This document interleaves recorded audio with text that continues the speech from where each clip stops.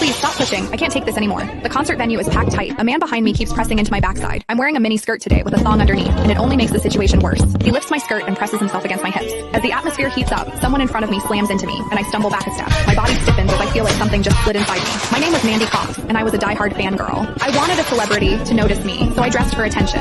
I wore heavy makeup and made sure nothing about me went unnoticed. My low-cut top revealed a wide stretch of skin, and my chest bounced with every step. I paired it with a mini skirt that barely covered my thighs and sexy white stockings which hugged my legs. But when I arrived, reality hit. The concert venue was packed so tightly I couldn't move, and the crowd swallowed me whole. The celebrity was never going to notice me. I craned my neck and shouted, "Darling, take me." I never imagined that line would draw the wrong kind of attention. Instead of the celebrity, it caught a filthy creep. After I shouted it, I became aware of a man behind me, repeatedly bumping into me. At first, I brushed it off. In a crowd that dense, accidental contact was easy to explain, but the feeling wouldn't go away. Something hard kept pressing against my butt from behind. I assumed I'd accidentally backed into his hand where it rested behind me, so I turned and offered a polite apology. "Sorry, I didn't mean to bump into you." He paused, then flashed a leering smile and said, "It's okay, I don't mind." When I turned back toward the stage, I felt him press against me again, more deliberate than before. I kept my attention on the celebrity on stage and shut him out. The man became increasingly brazen, pulling up my skirt and pressing close against my backside. I had only a thong on underneath, which left my butt exposed. I felt his touch directly against my skin and assumed it was his finger. Only then did I realize something was wrong. The pressure was warm and solid in a way a finger could never be.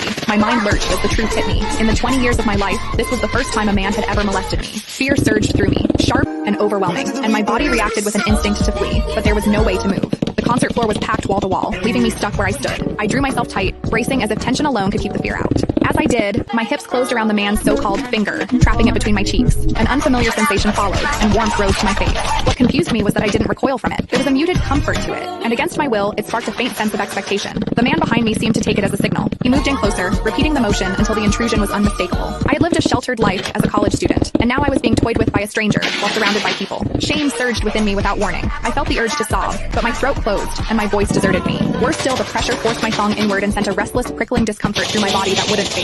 A quiet, involuntary sound escaped me, and the embarrassment followed instantly. I gathered myself and strained to suppress it, holding it down until my throat tightened. The blaring music and the screams around me drowned everything out. With every eye fixed on the stage, no one was aware of what was happening to me. At the same time, the intensity continued to rise, touching something deep inside me. I bit down on my lip as cold sweat traced my spine. My awareness was tipping back and forth between humiliation and a pleasure I couldn't bring myself to name. I knew I couldn't take it anymore if it continued, so I turned sharply to face the man behind me. "Please stop pushing. I can't take this anymore." When I finished speaking, the man leaned toward me and whispered in my ear, "Is it exciting, the way I'm pushing against you?" The shame was overwhelming, and I was on the verge of crying. "I'm a virgin. I've never done that kind of thing. Please, let me go." He didn't stop. Instead, his gaze burned deeper as he seized my waist, the pressure growing stronger. "You're really a virgin? Then let me show you what it feels like to be a woman." Click the link in my bio to get the full story for free.